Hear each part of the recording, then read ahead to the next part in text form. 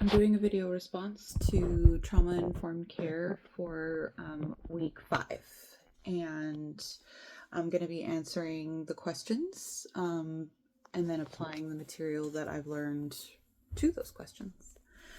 The question posed in the participation was, what might you notice about a client prenatally and a client and their baby postpartum that may suggest a dyadic dysregulation?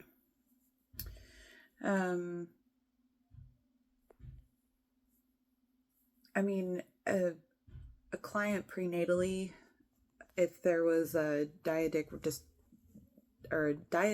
dysregulation prenatally, it would mean that the midwife or me was maybe not making the client feel calm and reassured, and so our relationship is maybe not working the way it should.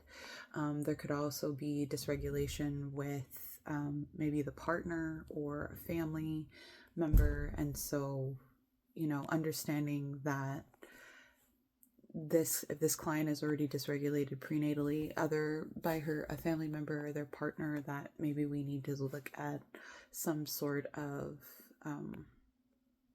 therapy prenatally and or counseling, as well as maybe a collaboration with another provider, so that we can help this client not feel dysregulated, because by the time they get to birth, it's all going to come out.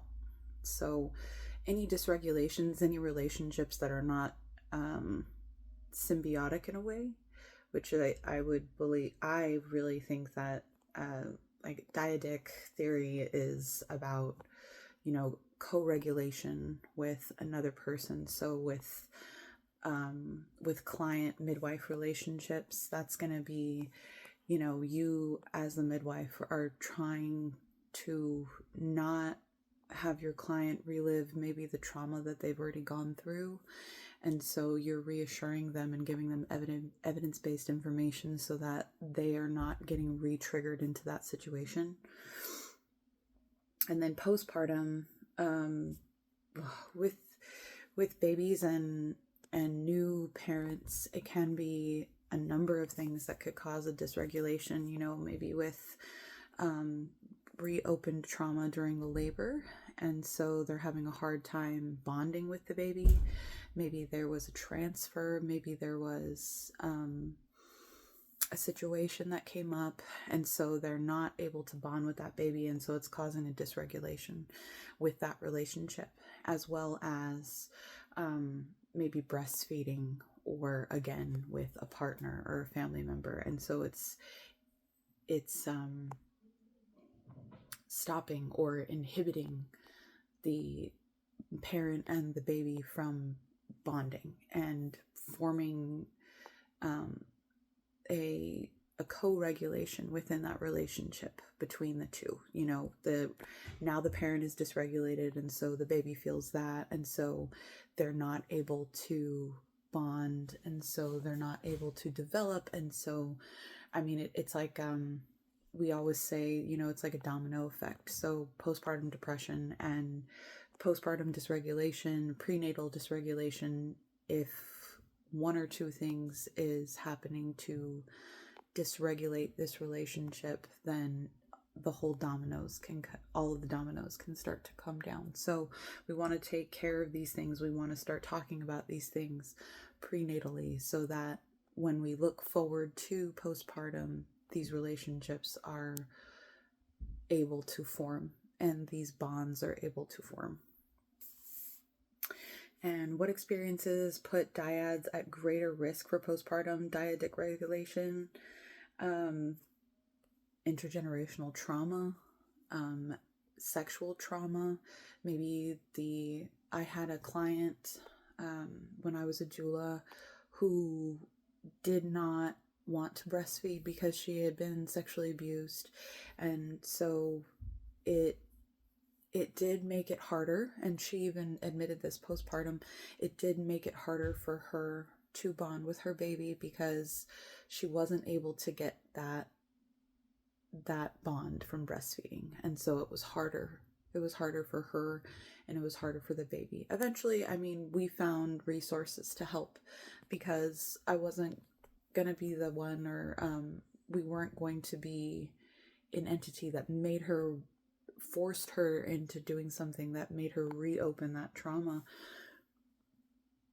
So with counseling, and then even we went to a lactation consultant. I had referred her to a lactation consultant so that they could learn to formula feed and bottle feed in the best way possible to make the baby have more of that relationship with the parent and feel more of the bond. And so they were able to do it. But I think that so many types of trauma can ruin these bonds, these dyads, and it can cause a lot of dysregulation, especially again with that one domino. You know, when a client has experienced sexual trauma, they don't want to breastfeed, and so a baby is feeling dysregulated, and they don't have that comfort of being able to bond physically with the parent in that way. And so we find other ways.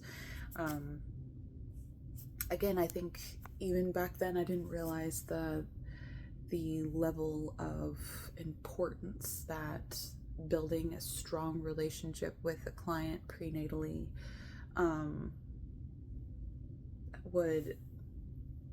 how that would help postpartum. While I still did all of my prenatals with them and got to know them, I still wasn't understanding that there was a lot more to it. And I've seen time and time again that there's also like I would say, we've got a dyadic relationship or a dyadic relationship could also be with yourself. And in labor and postpartum, if we are not able to connect with ourselves, then we are not able to get to the other side of these physiological changes that are happening, especially with all the hormones that are already maybe reopening these traumas. So those are definitely some experiences that could cause postpartum dyadic dysregulation. How can you actively intervene in postpartum visits to promote healthy attachments? So we've had a couple of clients with postpartum depression, and I think the best thing we do is get them to counseling as soon as possible. We've also been known to offer postpartum doulas, as well as, frequent postpartum visits, so that we are really checking in on our client and making sure that their mental health and their connection and their bond with their baby is going well, and encouraging them in those first 6 weeks to really call or reach out, or have somebody reach out if they need to get to help. So we help them get to a lactation consultant so it can help them with breastfeeding. We help them get to nutritionists so that they can eat more, so they can focus on more breastfeeding. And instead of doing the 5 days in bed, we actually encourage 7 days in bed, 7 days around the bed, and then finally the 7 days away, so that they're actually able to, hopefully, I think with primips or first-time parents, it's actually harder to get them to rest and focus on that bond and that relationship with their baby. So I think with first-time or primips, it's a lot of telling them that they need to rest and they need to stay in bed when they need to focus on their baby, and that right now they need to heal so that baby can also heal. And then with multiparas, I mean, they usually have no problem. But we have been very surprised by some of the first time parents that are just textbook. It starts prenatally. The ones who have had the most trauma are the ones, and it's usually their second baby.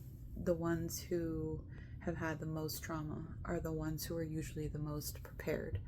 And once they mentally figure out that this is what they want, that's what they do. So I think it all starts prenatally. You as the midwife need to make the connection and understand what presence you bring to the birth space with this client who may or may not have this incredible trauma that they have gone through. Maybe they haven't worked through it yet, and so we have to understand that these things come up in labor or even postpartum. So we have, we have so many things inside of our brain that can just, one little thing can make that trauma come back. And so as the midwife, as the provider, that's what we are supposed to promote.